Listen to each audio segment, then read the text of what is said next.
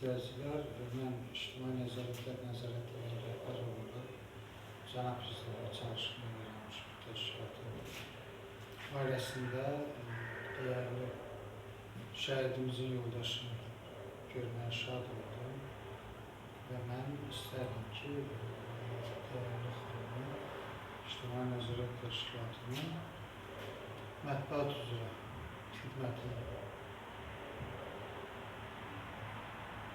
tərtib edim və mən inanıram ki, xanım İctimai Nəzarət Təşkilatının mətbuat xidmətində böyük, önəmli işlər görəcək və biz hər zaman sevimli insanlarımız ətrafımızda olduqda dəyərli və güclü oluruq.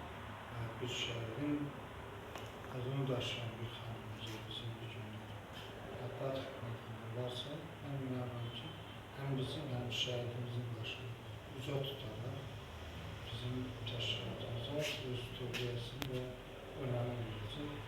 Təbii şey